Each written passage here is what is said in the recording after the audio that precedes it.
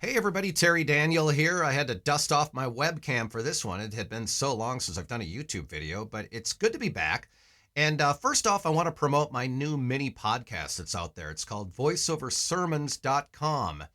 This was created for the short attention span. Of course it was, because I'm doing them. Each episode is between 5 and 10 minutes long, and I know you ADD talents out there are rejoicing hearing that, but I cover a lot of different categories in voiceover, and most people find it pretty helpful. So go to voiceoversermons.com, check it out. You can subscribe via iTunes or iHeartRadio as well.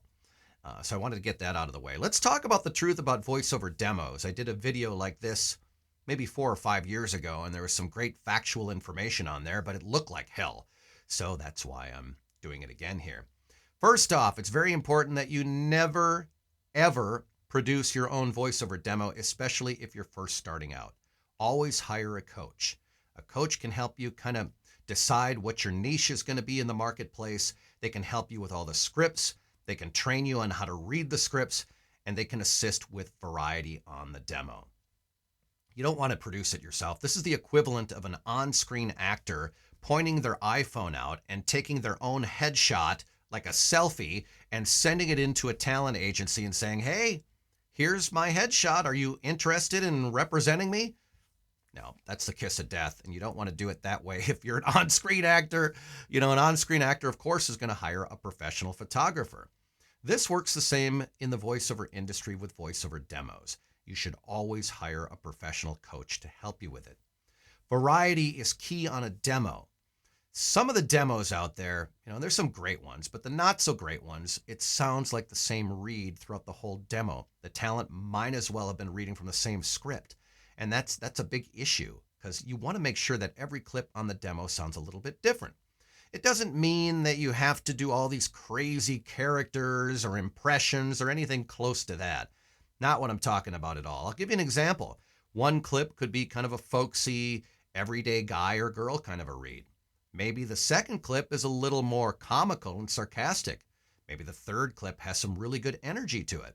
Maybe the fourth clip is really laid back and dry. Maybe the fifth clip is somewhat meditative and super relaxed. I mean, a coach can really help you kind of decide, what's going to be the best fit for your demo.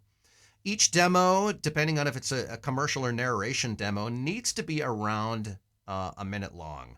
And again, have about 5 to 6 clips on the demo. Any talent agency in this country will tell you the same thing. Audiobook demos tend to run just a little bit longer. I've heard audiobook demos run about 1:20. The audiobook demos I do are somewhat in that range, but it's a little bit different with every demo. But your standard commercial and narration demos should both be about 60 seconds apiece. And again, they should be put together and directed by a coach. Another thing, too, they need to be recorded in a professional studio. Plugging a USB mic into a computer isn't going to get it done when it comes to a voiceover demo. You need to have it done in a professional voiceover studio where they have experience doing voiceover demos or commercials, and they have A1 equipment. Again, it goes back to the fact that sometimes you only get one chance to make an impression. So if you're serious and passionate about getting into this wonderful field called voiceover, you have to do it right the first time. I mean, we've all made mistakes. One of my biggest mistakes was, when I first tried to I made my demo with like a tape recorder back in like 1989. I just was looking at, ads in the newspaper and various magazines, and I would read them all the same way. And it took me forever to get my career going because I basically did it the wrong way. So do the demo right. Again, let's summarize what I just got done discussing. Each demo about 5 to 6 clips, equaling about a minute a piece. Again, sometimes narration tends to go a little bit longer. Variety is key. Not only does every clip need to sound professional, but every clip really should sound like an actual commercial or a narration. Now, if you're brand new in voiceovers, obviously that's impossible and we have to fake it until you do get some experience. But, some of the top talents in the country that have been around for a while, their demos consists of their actual work, and eventually you will get there too. So I hope this was helpful. I'm Terry Daniel, and I will talk to you very soon. Take care, everybody.